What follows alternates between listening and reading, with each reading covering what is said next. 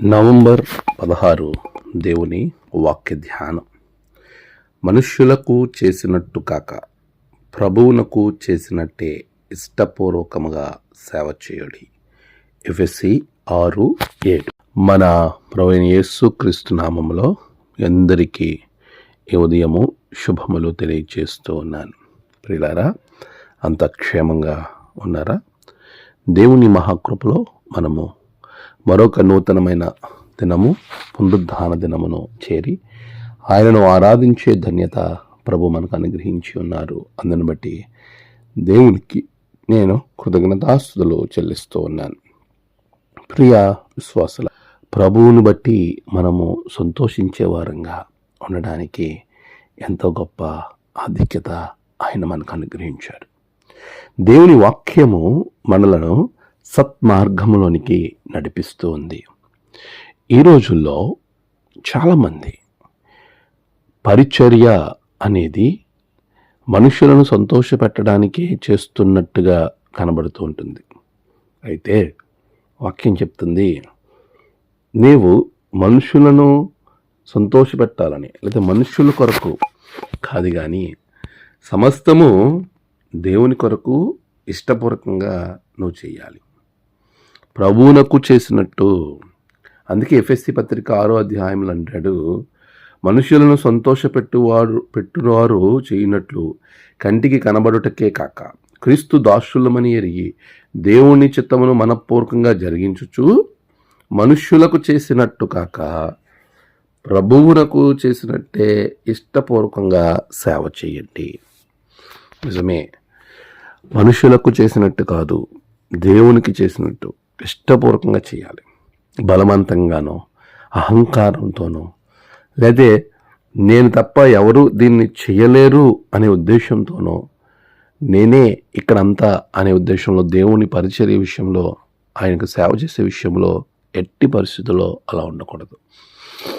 సాతాను సులువుగా చిక్కులు పెట్టే పాపములలో ఇదొక పాపం.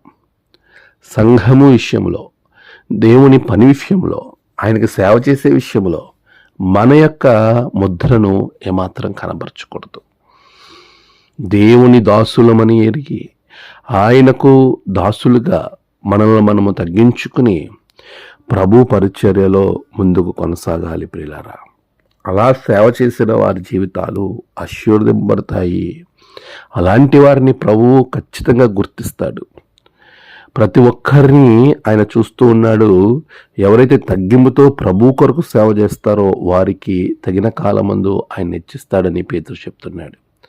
మీరు తగిన కాలమందు ఆయన మిమ్మల్ని హెచ్చించినట్లు ఆయన బలిష్టమైన రెక్కల క్రింద దీనమనస్కులై ఉండుడి. నిజమే, అలాంటి పరిచర్య ప్రభు కోరుతా ఉన్నాడు. దేవుని కొరకు పరిచర్య చేయాలి, ఖచ్చితమైనటువంటి పరిచర్య మనం చేయాలి. దేవుని మందిరంలో దేవుని ఆరాధించడంలో, దేవుని మందిరంలో ఉన్నటువంటి ఇంకా అనేకమైన ఇతర పనులలో, బయట స్వార్థ ప్రకటనలో, అన్నిటిలో ఆయన సేవ చేయాలి. అయితే అది మనపూర్వకంగా చేయాలి, దేవుని కొరకు చేయాలి. దేవుడు నన్ను గమనిస్తున్నాడు, ఆయనే నాకు చక్కటి ప్రతిఫలం ఇస్తాడు అని ఉద్దేశంతో పరిచర్య చేయాలి. మనుష్యుల కొరకు కానే కాదు. అలా మనుషుల కొరకు కాకుండా దేవుని కొరకు చేసి అనేకమైనటువంటి ఆశీర్వాదాలు పొందుకున్నట్లుగా ప్రభు మిమ్మల్ని దీవించునుగాక. ఆమేన్. ప్రార్థన. సర్వోన్నతుడా, గొప్ప దేవ, సేవ చేసే దృక్పథంలో మనుషుల కొరకు కాకుండా తండ్రి ఇష్టపూర్వకంగా నీకు పరిచర్య చేసేటువంటి భాగ్యము మా బిడ్డలకు దయచేయండి.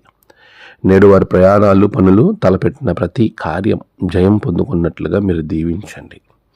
దేవా, నేడు జన్మదినము, వివాహదినము, ఆయా విశేష దినములు జరుపుకున్న బిడ్డలను బహుగా దీవించండి.